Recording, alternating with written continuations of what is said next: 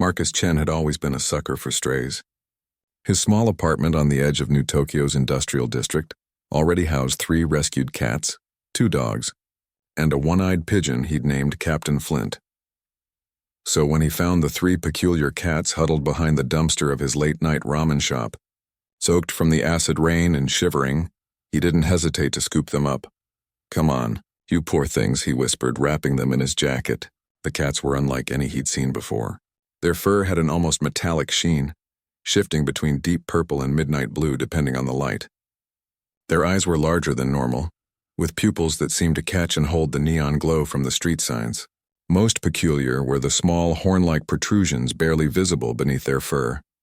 Back in his cramped apartment, Marcus set up a makeshift bed in the corner and placed food and water nearby. The 3 cats huddled together, watching him with an intelligence that made him uncomfortable. The largest one, which he decided to call Violet due to her purple-tinted fur, stepped forward and touched his hand with her paw.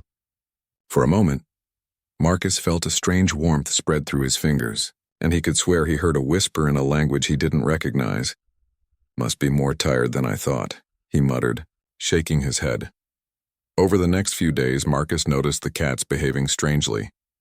They refused the premium cat food he'd bought, instead preferring the cheap synthetic meat he ate himself. They organized themselves in a peculiar hierarchy, with Violet clearly in charge and the other 2, whom he'd named Ember and Shade, following her lead. Most oddly, they seemed to understand everything he said, tilting their heads and exchanging glances that looked suspiciously like communication. Marcus worked as a maintenance engineer for the orbital platforms that housed Earth's elite. It was dangerous work, crawling through the maintenance shafts of the floating cities while the wealthy lived in climate-controlled luxury above the polluted surface. He'd chosen the job because it paid well enough to support his animal rescue habit, even if it meant risking his life daily in the unstable artificial gravity fields. On Thursday morning, as Marcus prepared for another shift, Violet approached him and placed something at his feet. It was a small crystalline object that pulsed with an inner light. The crystal was warm to the touch and seemed to hum with energy. "Where did you find this, girl?" Marcus asked, examining the object. It was unlike anything he'd seen, clearly not of human origin. The crystal's surface was covered in intricate patterns that seemed to shift when he wasn't looking directly at them. Violet meowed once and padded over to the window, looking up at the orbital platforms visible in the morning sky. Marcus followed her gaze and noticed something that made his blood run cold. One of the platforms was listing badly, its stabilizers flickering. That was Platform 7, where nearly 10,000 people lived and worked. Without thinking, Marcus pocketed the crystal and grabbed his work gear. "I have to go," he told the cats. "Platform 7's in trouble." As he rushed toward the transport station, Marcus didn't notice the 3 cats following him at a distance, moving with purpose through the crowded streets. Violet's eyes had begun to glow with the same light as the crystal, and small sparks of electricity danced between her whiskers. The journey to Platform 7 took 30 minutes by maglev transport. During the ride, Marcus studied the crystal, noting how it seemed to pulse in rhythm with his heartbeat. Other passengers gave him curious looks, but he was too focused to care. Platform 7 housed some of the most important research facilities in the system, including the xenobiology labs where scientists studied artifacts from the recent contact with alien civilizations. When Marcus arrived at the platform's docking station, chaos greeted him. Emergency crews were already on scene, but their equipment was failing. The platform's exotic matter containment field was destabilizing, and if it collapsed completely, the resulting explosion would vaporize everything within a 50-kilometer radius. "Chen, thank God you're here," shouted his supervisor, Rodriguez. "The main stabilizer array is fried and we can't get close enough to repair it. The radiation levels are off the charts." Marcus looked at the crystal in his hand. It was glowing brighter now, and he could feel it pulling him toward the damaged section of the platform. Against all logic and safety protocols, he made a decision that would change everything. "I'm going in," he announced, clipping his safety harness to the maintenance line. "Are you insane? You'll be dead in minutes without proper shielding." But Marcus was already moving, the crystal growing warmer in his grip. As he approached the damaged stabilizer array, the radiation readings on his suit's display should have been lethal. Instead, they remained oddly normal, as if something was protecting him. The repair work that should have taken hours seemed to flow naturally from his hands. The crystal guided him, showing him exactly which connections to make and which components to replace. It was as if he'd done this work 1,000 times before, though he'd never seen technology like this. As he worked, Marcus became aware of 3 small shapes moving along the platform's exterior hull. The cats had somehow followed him into space, walking along the metal surface as if gravity meant nothing to them. Their fur was now glowing with the same energy as the crystal, and he could see their true forms beginning to emerge. They weren't cats at all. Violet had grown to the size of a small dragon, her scales shimmering with power. Wings of pure energy spread from her back, and her eyes blazed with ancient wisdom. Ember and Shade flanked her, equally transformed, their forms wreathed in cosmic fire and shadow respectively. "The Dragon Queen," Marcus whispered, understanding flooding through him as the crystal's knowledge merged with his own memories. "You're Seraphina the Destroyer, the one the Galactic Council has been hunting for 3 years." Violet's massive head turned toward him, and when she spoke, her voice resonated directly in his mind. "I am indeed Seraphina, last of the Dragon Queens and rightful ruler of the Andromeda Spiral. And you, Marcus Chen, are far more than you know." The platform shuddered as the repairs took hold, stabilizers coming back online one by one.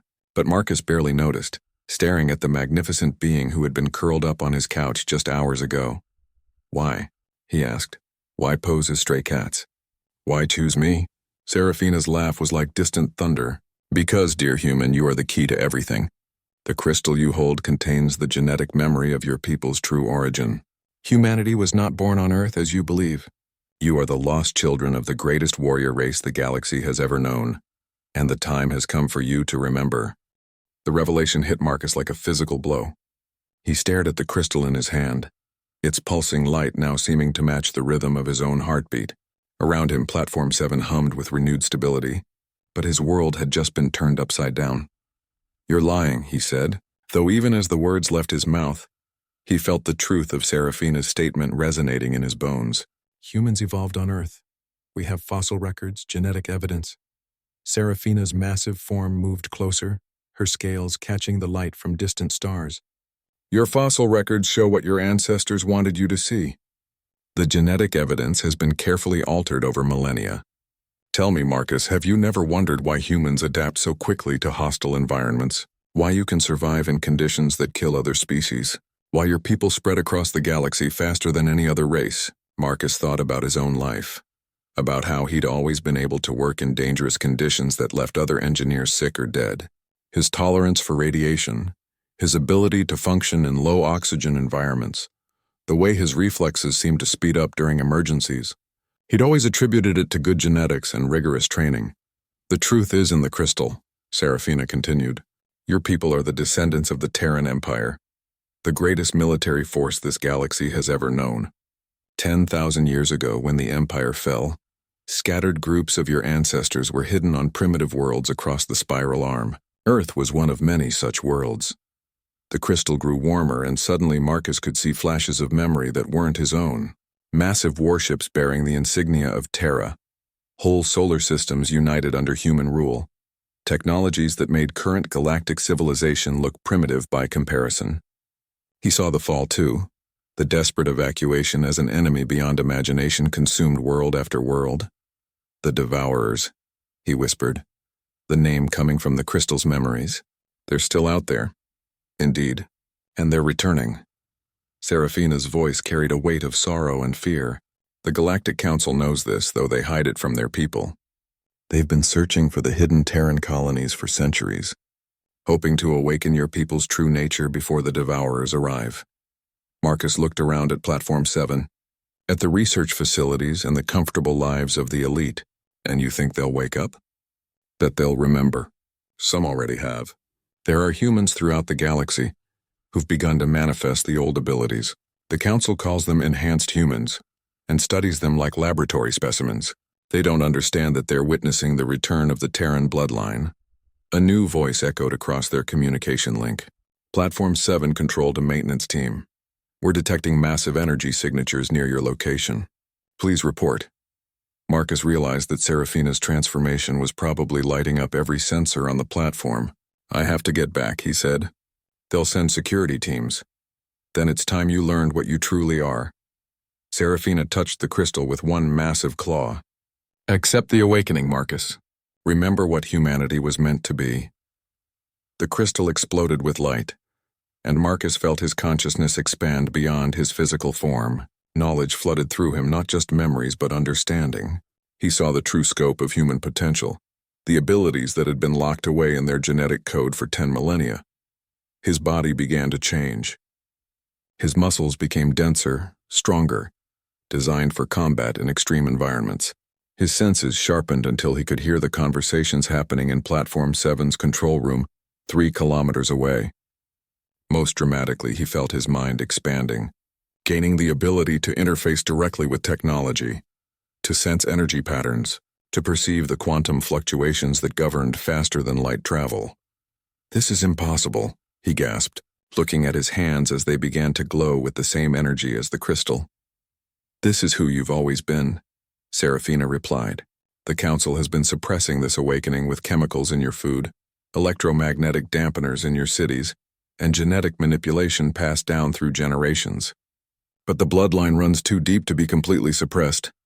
Marcus stood up, testing his new strength. He could feel the platform's systems like extensions of his own body. The repair work he'd done earlier hadn't been guided by the crystal alone, he realized. His own awakening abilities had been unconsciously directing his actions. Why didn't you tell me sooner? Why the charade with being stray cats? Ember, still in her smaller dragon form, answered for the first time. Because the Council has agents everywhere. They monitor for signs of Terran awakening. By appearing as simple pets, we could observe you, protect you, and wait for the right moment. Protect me from what? Shade materialized partially out of the shadows, her form flickering between dimensions. From them, she said simply. Through the platform's external sensors, which Marcus could now access directly with his mind, he saw them approaching. Ships bearing the insignia of the Galactic Council's Special Operations Division, the secret organization tasked with hunting down enhanced humans and any evidence of the Terran Empire. 12 vessels, full military escort, Marcus reported, his enhanced senses analyzing their weapon signatures. They're not here for a friendly chat. They've been monitoring this platform for months, Serafina explained. Some of the researchers here have been getting too close to the truth about human origins. Your awakening today was the final proof they needed. Marcus watched the approaching ships and felt something he'd never experienced before. Not fear, but anticipation. His Terran blood was singing for battle, and he found himself calculating attack vectors and defensive positions with the skill of a veteran military strategist. They're going to arrest everyone on this platform, aren't they? He asked. Worse, they'll mind-wipe the researchers and relocate the population. This platform will be declared a total loss. Destroyed to cover the evidence. 10,000 innocent people. The Council considers it acceptable casualties to maintain their control over humanity. Marcus felt anger building in his chest. Hot and pure. These people had spent centuries lying to his species, keeping them weak and ignorant while using them as foot soldiers in their wars. They'd hidden humanity's true heritage and now planned to murder innocents to keep their secrets. Not today, he said, his voice carrying harmonics that made the platform's hull vibrate. Today, humanity remembers. He reached out with his consciousness, touching the minds of every human on Platform 7. Most were still locked in their artificial slumber, but a few responded immediately. Dr. Sarah Kim in the Xenobiology Lab, Security Chief Jackson Torres, Engineer Maria Santos. One by one, their true nature began to awaken. What are you doing? Serafina asked, though her tone suggested approval. Something the Council should have expected, Marcus replied. When you corner a Terran, they don't surrender. They fight, and when one Terran awakens, they wake up their pack. The first Council ship was now close enough for visual contact. Marcus could see the weapon ports opening, the boarding pods preparing to launch. But he could also feel the stirring consciousness of his fellow humans as their genetic locks began to break open. Platform 7 Control. This is Galactic Council Vessel Harmony, came the transmission. Prepare for immediate evacuation. This facility has been declared a contamination site. Marcus smiled, feeling the power of his ancestors flowing through him. Harmony, this is Platform 7. We decline your offer. This facility is under Terran protection. The silence that followed was deafening. The response from the Council fleet was swift and decisive. Energy beams lanced out from the lead vessel, striking Platform 7's outer hull. The attack should have crippled the station's defenses, but Marcus felt something extraordinary happening. The awakening humans throughout the platform were instinctively linking their consciousness together, creating a collective defensive network. "Impossible," came the transmission from the Harmony. "Platform 7 should be defenseless." Marcus smiled grimly as he felt Dr. Kim's mind join the network from the xenobiology lab. Her awakening brought with it knowledge of alien technology that she'd been studying for years. Security Chief Torres added tactical expertise and command protocols that seemed to emerge from genetic memory, rather than training. Engineer Santos contributed an understanding of the platform systems that went far beyond her official clearance level. "Serafina," Marcus said, his voice now carrying the authority of someone born to command. "Can your people help us?" The Dragon Queen's massive head nodded. "The Council made an enemy of my species centuries ago. They feared our power and sought to cage us like common beasts. We have been waiting for an opportunity to remind them why dragons were once the rulers of stars." Ember and Shade took positions around the platform, their forms growing larger as they dropped their disguises completely. Ember's body became wreathed in cosmic fire that could burn through the quantum foam itself, while Shade began to phase between dimensions, making herself nearly impossible to target. The second wave of Council attacks came harder, with particle beams and gravitational weapons that could crack planets. But the awakened humans on Platform 7 were no longer thinking like maintenance workers and researchers. They were remembering their heritage as the descendants of star conquerors. Dr. Kim's voice echoed through the mental network. "Marcus, I've been studying artifacts from the Terran Empire for 3 years. The Council told us they were from an extinct alien civilization, but now I understand. These are human technologies, aren't they?" "More than that," Marcus replied, accessing the crystal's knowledge. "Show me what you've found." Through the network, Kim shared images of the artifacts in her lab. Marcus recognized them immediately from the genetic memories. A portable stellar manipulator, designed for terraforming operations. A quantum encryption device that could communicate instantaneously across galactic distances. Most importantly, a prototype weapon system that the Terran Empire had developed in their final desperate hours. "The Void Reaper," Marcus whispered. "They actually built one. What's a Void Reaper?" Torres asked, his tactical mind immediately grasping the importance. "A weapon designed to fight the Devourers. It doesn't just destroy matter and energy. It erases the quantum signature of its target from existence, makes it so they never existed in the first place." Serafina's mental voice carried urgency. "The Council must not be allowed to possess such a weapon. In their hands, it would be used to erase entire species that oppose them." Another barrage struck the platform, and this time the shields flickered dangerously. Marcus realized they needed to take the offensive. Through the network, he could feel more humans awakening throughout the platform. Their numbers were growing, but they needed time to fully access their abilities. "Torres, can you access the platform's defensive systems?"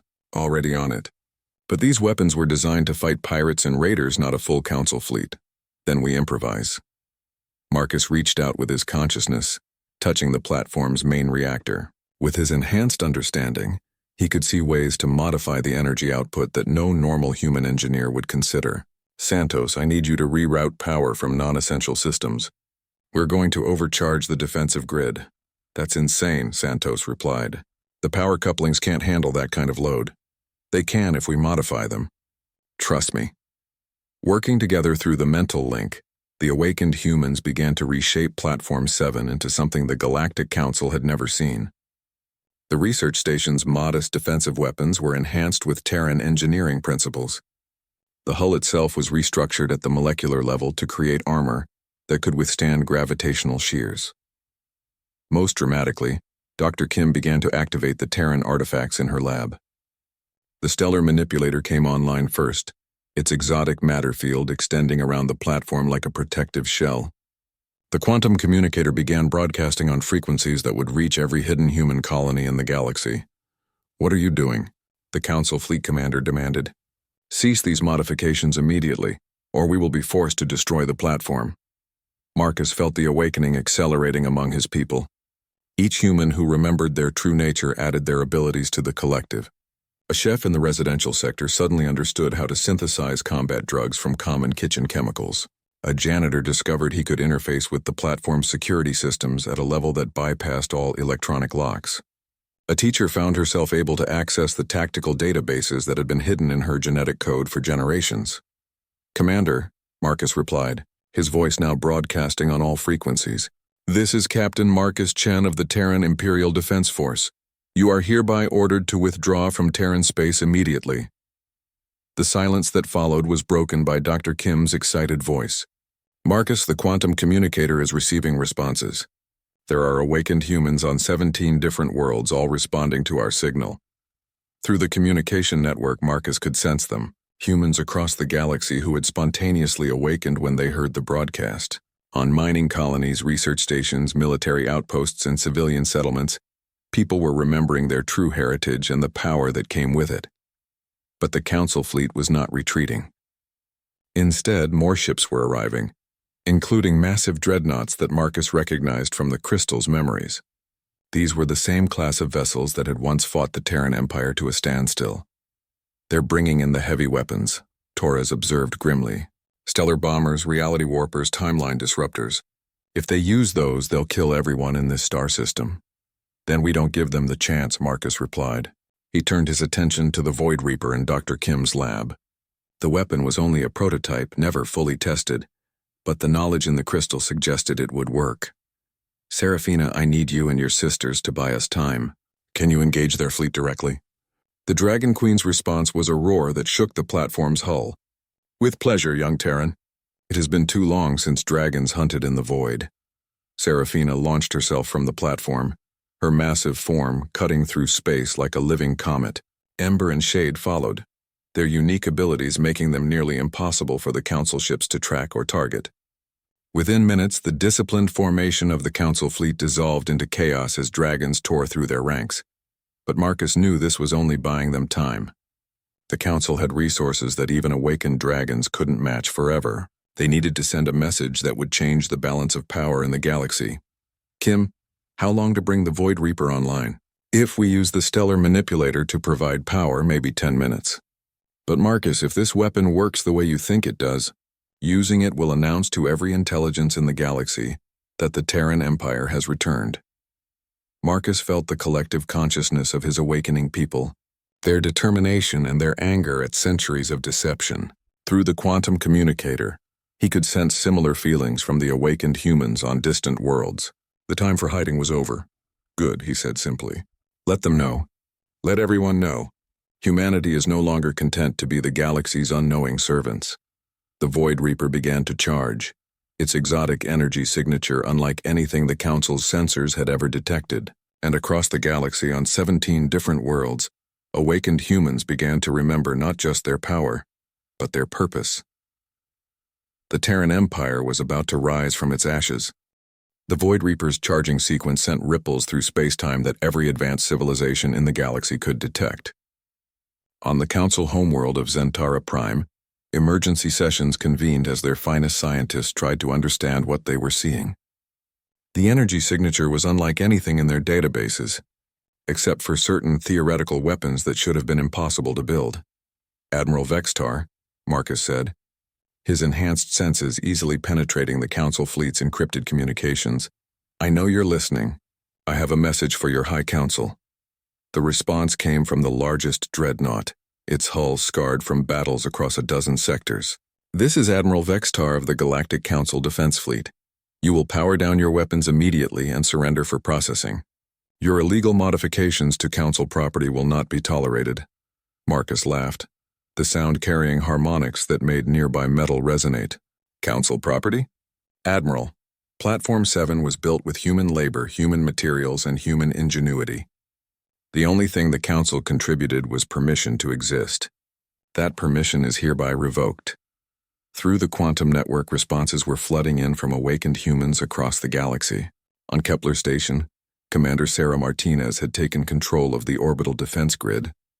The mining colony on Titan 7 had declared independence under the leadership of engineer David Park, whose awakening had granted him the ability to reshape matter at the atomic level. Most significantly, on the research world of New Geneva, Dr. Elena Vasquez had activated a hidden Terran facility that had been disguised as an archaeological site for centuries. "Marcus," Dr. Kim called out, her voice tight with concentration as she worked on the Void Reaper. "The weapon is almost ready. But I'm reading massive energy buildups from the Council fleet. They're preparing something big." Marcus extended his consciousness toward the enemy ships and felt his blood run cold. The Council wasn't just bringing conventional weapons to bear. They were charging a planet killer, a weapon designed to sterilize entire worlds by igniting their atmospheres. They're going to destroy Earth, he realized. If they can't control humanity, they'll eliminate the species entirely. The revelation sent waves of fury through the awakened human network. These were not just soldiers and researchers, but people with families, friends, entire lives on the world below. The artificial calm that had been imposed on humanity for generations shattered completely, replaced by the righteous anger of a warrior race that had been betrayed by those they'd trusted. "Torres," Marcus commanded, "activate the platform's emergency protocols. Full evacuation of non-essential personnel to the surface." Already done. "But Marcus, even if we save the people on the platform, there are 8 billion humans on Earth. We can't evacuate them in time." Through the crystal's knowledge, Marcus accessed memories of the final days of the Terran Empire. He saw how his ancestors had faced similar impossible odds against the Devourers, how they'd made desperate choices to save what they could, but he also saw something else, something that filled him with hope. "We don't need to evacuate them," he said. "We need to wake them up." Dr. Kim looked up from the Void Reaper's control console. "Wake up 8 billion people?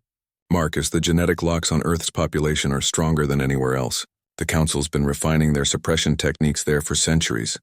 Then we break every lock at once." Marcus turned to Serafina, who had just returned from her assault on the Council fleet.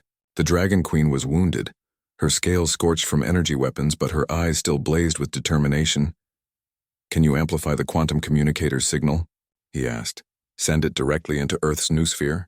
Serafina's massive head tilted as she considered the request. "Such an awakening would be traumatic for your people. Many would not survive the transition." "How many?" Marcus demanded. "Perhaps 10% casualties. The weak, the old, those whose minds cannot handle the return of genetic memory." Marcus felt the weight of the decision crushing down on him. 800 million deaths to save 7 billion lives. In the old Terran Empire, such calculations had been routine. But these were his people, his world. "The alternative is extinction," Torres pointed out grimly. "The Council's planet killer will sterilize the entire biosphere." Through the network, Marcus felt the consensus building among the awakened humans. They understood what was at stake. Dr. Vasquez's voice came through the quantum link from New Geneva. "Marcus, I've accessed the Terran Imperial Archives. The precedent is clear. In times of existential threat, emergency awakening protocols are authorized." The Void Reaper reached full charge, its exotic matter containment field creating a small tear in the fabric of space-time. Dr. Kim's hands moved over the controls with the precision of someone guided by 10,000 years of genetic memory. "Target locked on the Council. Flagship," she reported. "Ready to fire on your command," but Marcus hesitated. Once they used the Void Reaper, there would be no going back. The secret of humanity's true nature would be exposed to every intelligence in the galaxy. The Devourers, wherever they were in the dark spaces between galaxies, would know that their ancient enemies had returned. "Admiral Vextar," Marcus broadcast, "this is your final warning. Withdraw your fleet and acknowledge Terran sovereignty, or face the consequences." The Admiral's response was to accelerate the planet killer's charging sequence. "The Council does not negotiate with rogue elements. Prepare to witness the price of defying galactic order." Marcus felt something snap inside him, the final thread connecting him to his old life as a simple maintenance engineer. In its place rose something that had been dormant for millennia, the absolute certainty of a Terran commander facing an enemy that threatened his people. "Dr. Kim, fire the Void Reaper. Target the planet killer. Serafina, amplify our signal and broadcast to Earth. Authorization code Omega-77. Emergency awakening protocols are now in effect. All awakened humans, this is your captain speaking. Today we reclaim our birthright. Today we remind the galaxy why humanity once ruled the stars." The Void Reaper discharged, its beam cutting through space-time like a sword through silk. Where it struck the Council's planet killer, the massive weapon simply ceased to exist. Not destroyed, not disabled, but erased from reality so completely that the ship's crew couldn't remember why they'd built it. Simultaneously, Serafina's amplified signal struck Earth's noosphere like a thunderbolt. Across the planet, 8 billion humans suddenly felt their genetic locks shattering. The carefully maintained barriers that had kept them docile and unaware crumbled in an instant. In New Tokyo, a salaryman working late in his office suddenly understood that the numbers on his screen represented more than corporate profits. They were logistical calculations for interstellar supply lines, and he knew how to optimize them. In London, a street sweeper felt knowledge flooding his mind about urban planning on a scale that encompassed entire star systems. In São Paulo, a teacher discovered she could access educational databases that contained the accumulated knowledge of a galactic civilization. But it was the soldiers who changed most dramatically. In military bases around the world, career soldiers felt their training memories being overwritten by the tactical knowledge of the Terran Imperial Marines. Weapons that had seemed cutting-edge moments before now appeared primitive compared to the arsenal they could build with proper materials. The awakening was not without cost. In hospitals worldwide, elderly patients whose bodies couldn't handle the genetic changes simply stopped breathing. Children with developmental disabilities found their minds overwhelmed by memories of technologies they couldn't comprehend. The casualties were exactly as Serafina had predicted, roughly 10% of the population. But the survivors were no longer ordinary humans. They were Terrans, the inheritors of the greatest military civilization the galaxy had ever known.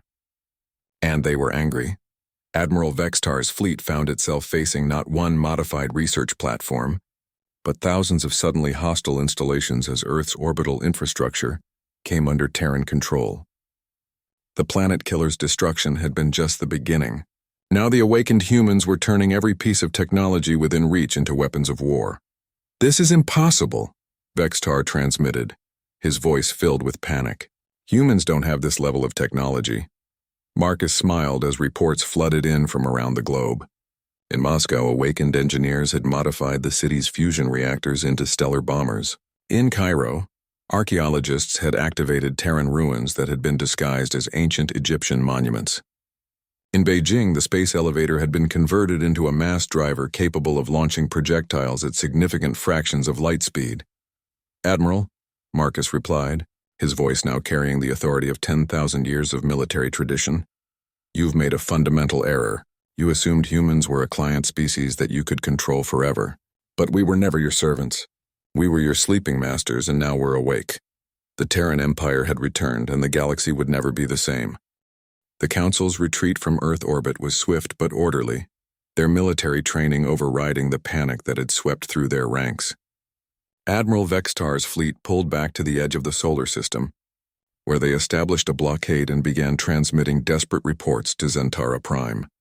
Marcus stood in Platform 7's newly expanded command center, his consciousness linked to awakened humans across Earth and dozens of colony worlds. The transformation of his species was happening faster than anyone had anticipated.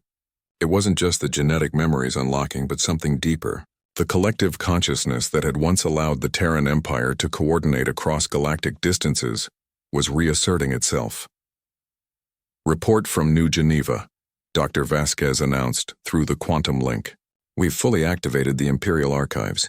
Marcus, what we're finding here changes everything we thought we knew about the fall of the Empire." "Show me," Marcus replied, opening his mind to receive the data stream. The information that flowed through the link was staggering. The Terran Empire hadn't fallen to the Devourers through military defeat alone. There had been betrayal from within, a conspiracy involving several member species of what would later become the Galactic Council.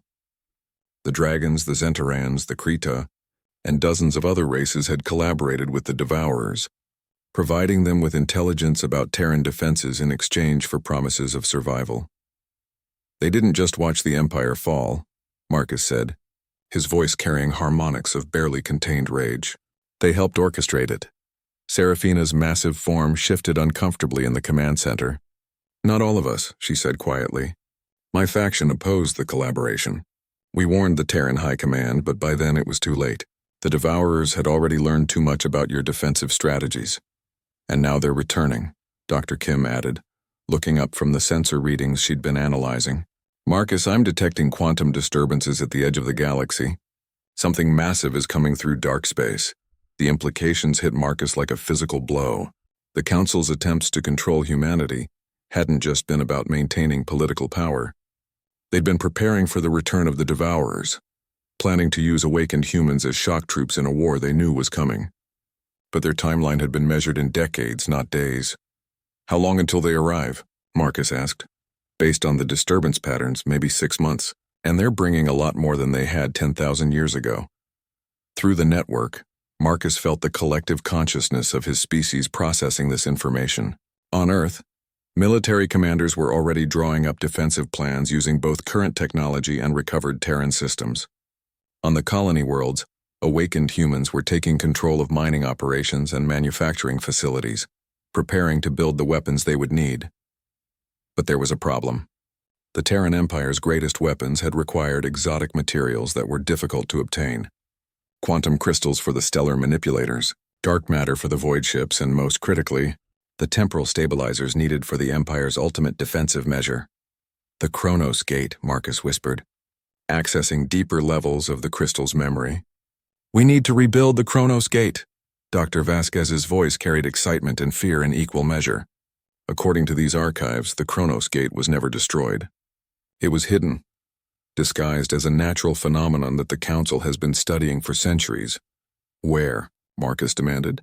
The Maw of Shadows in the Andromeda sector. The Council thinks it's a natural black hole, but the readings they've collected match the quantum signature of a dormant Chronos Gate. Marcus felt the pieces falling into place. The Chronos Gate had been the Terran Empire's ultimate weapon, a device that could manipulate causality itself. In theory, it could prevent the Devourers from ever reaching the galaxy by altering the timeline that led to their arrival. But using such a weapon came with risks that made the Void Reaper look like a child's toy. If we activate the Chronos Gate incorrectly, we could erase our own timeline, Torres pointed out, his tactical mind immediately grasping the implications. We might prevent the Devourers from arriving, but we could also prevent humanity from ever evolving. Or we could create a paradox that destroys causality across multiple galaxies, added Santos, her engineering background making her acutely aware of the weapon's dangers. But even as they debated the risks, reports were coming in that made the decision for them. The Council blockade around Earth was being reinforced by ships from across the galaxy. Worse, they were bringing weapons specifically designed to fight awakened humans. Psionic dampeners, genetic scramblers, and neural disruptors that could strip away the very abilities that made Terrans dangerous. They're not planning to control us anymore, Marcus realized. They're planning to lobotomize us, turn us back into docile workers just in time to throw us at the Devourers. The revelation sent waves of fury through the awakened human network. These beings had spent millennia lying to humanity, keeping them weak and ignorant. And now they plan to strip away their awakened abilities when those abilities were needed most. Captain Chen, came a new voice through the quantum link. This was Admiral Sarah Chen, his own sister, speaking from the bridge of the USNS Enterprise, Earth's most advanced starship. I've got confirmation from Starfleet Command. Every human vessel in the fleet is standing by for your orders. Marcus felt a moment of disorientation. His sister had been a career military officer, but the awakening had revealed something neither of them had known. She wasn't just a skilled commander. She was the descendant of the Terran Empire's greatest naval strategist, with genetic memories of battles fought across galactic distances. Sarah, what's the status of our defenses? Better than expected. It turns out that a lot of Earth's experimental military technology was actually based on recovered Terran designs. We've got quantum torpedoes, phase shields, and something called a reality anchor that the eggheads have been studying for 20 years. And our fleet strength? 300 ships that can fight at interstellar ranges, plus about 1,000 vessels that could be militarized within 48 hours. The problem is the Council has over 10,000 warships and they're bringing friends. Through the sensor networks, Marcus could see the gathering storm. The Council wasn't just mobilizing their own forces. They were calling in favors from every allied species in the galaxy. The Krita battle fleets, the Zentaran dreadnoughts, the crystalline ships of the hegemony, hundreds of thousands of vessels all converging on human space. They're terrified, Serafina observed, her ancient wisdom cutting through the tactical analysis. They know what awakened humans are capable of, and they remember the stories their ancestors told about the Terran Empire. They're bringing overwhelming force because they know they only get one chance. Marcus made his decision. All units, this is Captain Chen. We're going to retake the Kronos Gate. Sarah, I need every ship you can spare for a deep space operation. Dr. Vasquez, begin downloading the gate's activation protocols to all awakened humans. If we're going to do this, everyone needs to understand the risks. And if the Council tries to stop us? Torres asked. Marcus smiled, feeling the collective consciousness of 8 billion awakened humans backing his decision. Then they'll learn why the Terran Empire once ruled half the galaxy. The preparations began immediately. On Earth, massive industrial complexes that had been dormant for decades suddenly roared to life, their true purpose revealed as Terran manufacturing facilities. In orbit, construction ships began assembling weapons platforms using designs that had been classified beyond top secret. Most importantly, on 17 different worlds, awakened humans began the delicate process of synchronizing their consciousness with the quantum network that would be needed to operate the Kronos Gate. But as they worked, the Council fleet continued to grow. And somewhere in the dark spaces beyond the galaxy, the Devourers sensed the awakening of their ancient enemies and began to accelerate their approach. The final war for the galaxy's survival was about to begin, and humanity was preparing to fight it with weapons that could reshape reality itself. The journey to the Maw of Shadows took the combined human fleet through 17 different star systems, each one controlled by species that had once been subjects of the Terran Empire. As the ships passed through their space, something unexpected happened. On world after world, populations that had been suppressed for millennia began to remember their own histories. Captain, we're receiving transmissions from Kepler-7, reported Communications Officer Liu from the bridge of the Enterprise. The Altarian resistance is asking for our support. They say they've been waiting 10,000 years for the Empire to return. Marcus, coordinating the fleet from Platform 7, felt a surge of hope through the quantum network. Put them through. The holographic display showed a being that looked vaguely humanoid, but with crystalline skin and eyes that burned with inner fire. Terran Command, this is Resistance Leader Zareth of the Free Altarian Movement. Our ancestors served in your stellar marines. We remember the old oaths. The Altarians, Seraphina said softly. They were your most loyal allies. When the Empire fell, the Council enslaved their entire species and forced them to mine quantum crystals for 1,000 generations. Marcus felt the weight of history pressing down on him. How many species had suffered under Council rule? How many civilizations had been reduced to slavery or extinction to maintain the status quo? Zareth, we accept your offer of alliance. What can you provide? Quantum crystal mines, sir. Enough to power every stellar manipulator in your fleet. And we have ships hidden in asteroid fields for centuries. Not many, but they're built to Terran specifications, the reports kept coming. The Vorlak Confederacy offered their expertise in dark matter manipulation. The Silicon Fellowship revealed hidden manufacturing facilities that could produce Terran-grade armor. Most surprising of all, the peaceful ethereals, who the Council claimed were extinct, emerged from hiding with a gift that changed everything. We have preserved them, the ethereal ambassador communicated through pure thought. The architects of your empire, their consciousness patterns, stored in quantum crystal matrices, they can guide you in rebuilding what was lost. Marcus felt his heart racing as the implications sank in. The greatest minds of the Terran Empire, available to help plan the reconstruction of their civilization. Engineers who had designed impossible megastructures, strategists who had coordinated campaigns across galactic distances, scientists who had unlocked the secrets of space and time itself. But there was no time to fully explore these possibilities. The Council fleet was closing in, and long-range sensors were detecting something that made Marcus's blood run cold. Dr. Kim, confirm those readings. Are we seeing what I think we're seeing? Kim's voice was tight with fear. Confirmed. The Council isn't just bringing conventional forces. They've got Devourer technology. Somehow they've been in contact with them. The revelation hit the human fleet like a thunderbolt. Through the quantum network, awakened humans on dozens of worlds processed the horrible truth. The Council hadn't just betrayed the Terran Empire 10 millennia ago. They'd been working with the Devourers ever since. The suppression technology, Dr. Vasquez said from New Geneva. The genetic locks, the psionic dampeners, the careful breeding programs, they weren't just trying to control us. They were preparing us, making us into the perfect weapons for the devourers to use. Marcus felt sick as he understood the full scope of the conspiracy. For 10,000 years, the Council had been conditioning humanity to be the ideal soldiers for their masters, strong enough to fight the galaxy's defenders but controlled enough to never threaten the devourers themselves. Sir, Admiral Chen's voice cut through his horror. We're approaching the Maw of Shadows, and we've got company. The tactical display showed a massive Council fleet positioned around the black hole that concealed the Kronos Gate, but these weren't the same ships they'd faced at Earth. These vessels were larger, more advanced, and their energy signatures matched nothing in the Terran databases. Hybrid technology, Torres observed grimly. They've been combining Council engineering with Devourer biotechnology for centuries. The lead enemy vessel was the size of a small moon, its hull a disturbing fusion of metal and what looked like living tissue.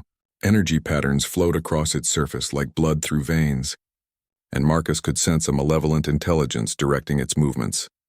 "This is High Admiral Zektar of the Council Defense Force," came the transmission. "Terran vessels, you will stand down and submit to processing." The masters grow impatient. "Masters?" Marcus snarled. "Is that what you call them now? Your former allies have become your gods?" Zektar's response carried the flat, emotionless tone of someone whose mind had been altered. "The Devourers offer order. They offer peace. They offer an end to the chaos of independent thought. You will understand when you join us." The human fleet spread out in battle formation, with the Enterprise leading the charge toward the Kronos Gate. But as they approached, the space around the black hole began to distort in ways that defied physics. "Captain," Dr. Kim called out from Platform 7, "the gate is responding to our presence. But something's wrong. The quantum signatures are corrupted." Marcus extended his consciousness toward the ancient weapon and recoiled in horror. The Kronos Gate had been infected with Devourer biotechnology, its crystalline matrices partially converted into living neural networks.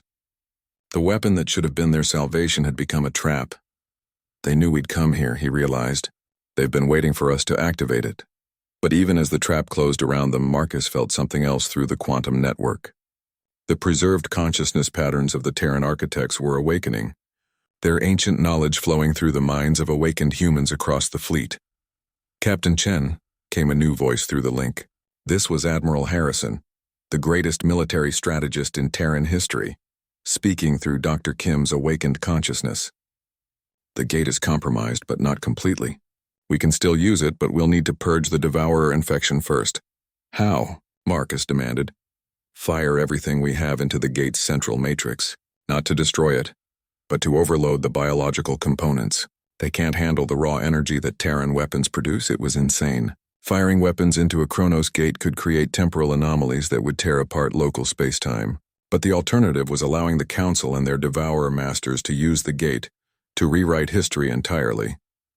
"All ships," Marcus commanded, "concentrate fire on the gate's central hub. Maximum power, all weapons." The human fleet opened fire with everything they had: quantum torpedoes, stellar manipulators, void reapers, and weapons that had been improvised during their journey. The combined firepower would have been enough to crack a planet. But the Kronos Gate absorbed it all, its temporal fields containing energies that existed outside normal spacetime. For a moment, nothing seemed to happen. Then the biological components of the gate began to writhe and burn, their alien flesh unable to process the pure quantum energy of Terran weapons. The infection was being purged, but the process was creating massive temporal distortions. "Timeline fractures detected," Dr. Kim reported. "We're seeing echoes of possible futures, alternate histories where the Devourers never arrived, where the Empire never fell." Through the quantum network, every awakened human could see the visions. Timelines where Earth had never been hidden, where humanity had continued to expand across the galaxy. Realities where the Council had remained loyal allies instead of becoming treacherous masters. Possible futures where the Devourers were defeated before they could consume a single world. But there was also something else in the visions, something that made Marcus's blood freeze. In every timeline where humanity remained asleep, the galaxy fell to the Devourers. In every reality where the awakening was delayed, billions of species died in darkness. "We're the key," he whispered. In every possible future, we're the only species that can stop them. The Kronos Gate stabilized, its crystalline matrices now pure and uncorrupted. But the Council fleet was closing in, their hybrid weapons charging for a final assault. The battle for the galaxy's survival was about to begin in earnest. All ships prepare for temporal combat operations, Marcus commanded. We're going to show the Council and their masters what the Terran Empire was truly capable of. As the first shots of the final war lit up the darkness around the Maw of Shadows, reality itself began to bend around the awakened power of humanity. The battle around the Kronos Gate defied every law of physics that the galaxy thought it understood. Ships fought across multiple timelines simultaneously, their weapons striking enemies that existed in parallel realities. The awakened humans found they could perceive all these temporal layers at once. Their consciousness expanded beyond normal dimensional limits. Marcus stood at the center of Platform 7's command center. His awareness stretched across space and time.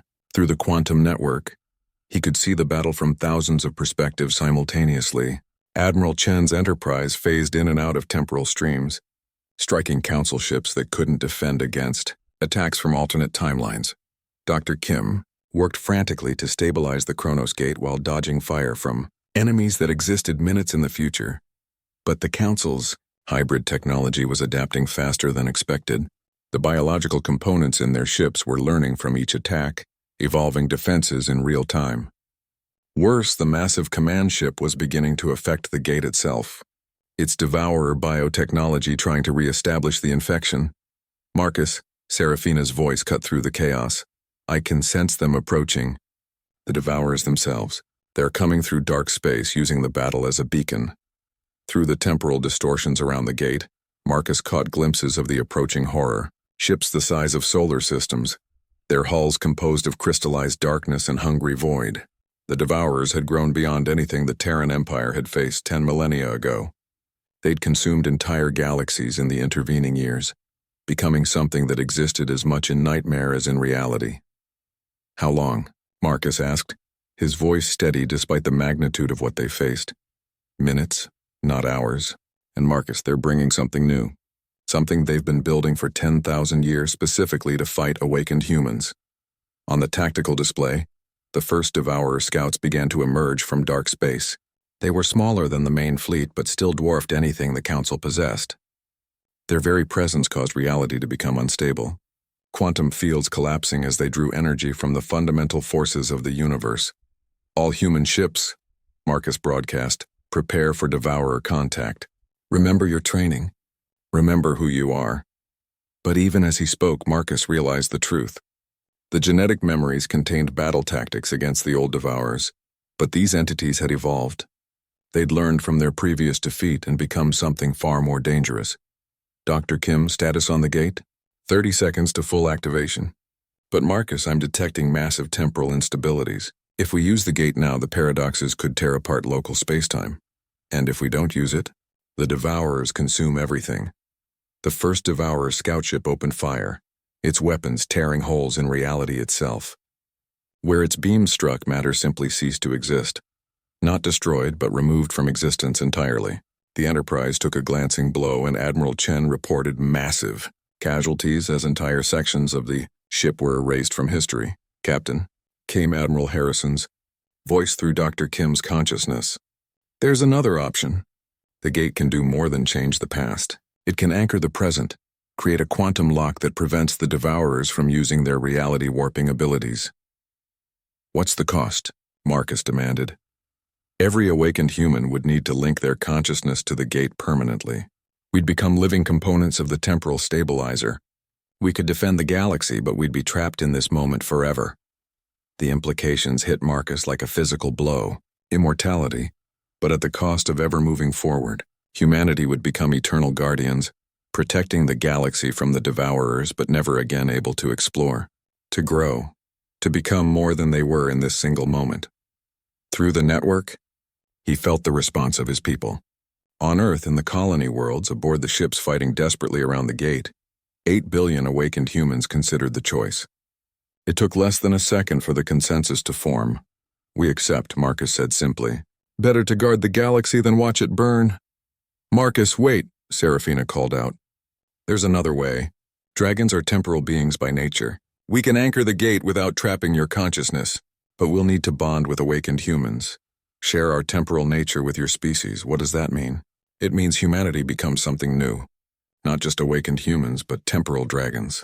Beings who exist across multiple timelines simultaneously, who can guard the galaxy without being trapped in a single moment. The main Devourer fleet was emerging from dark space now, their massive forms blotting out stars. Their weapons began charging, reality erasers capable of removing entire star systems from existence. The Council fleet had already begun to retreat, their hybrid technology no match for their supposed masters. "Do it," Marcus commanded. "All human ships prepare for temporal bonding." Seraphina began the process.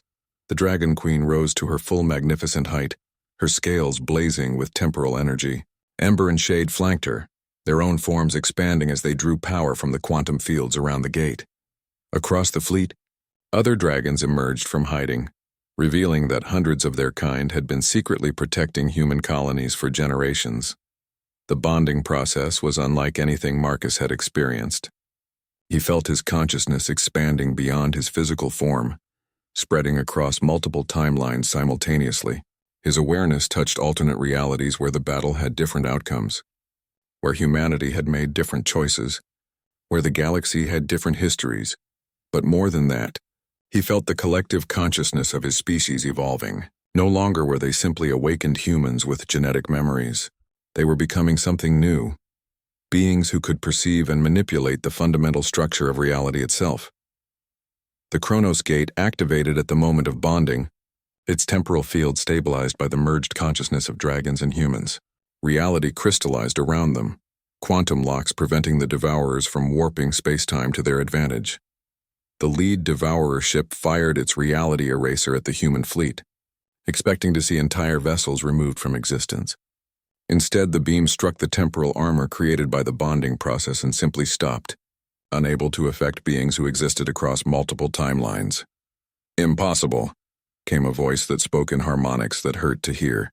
This was the Devourer Prime, the entity that commanded their vast fleet.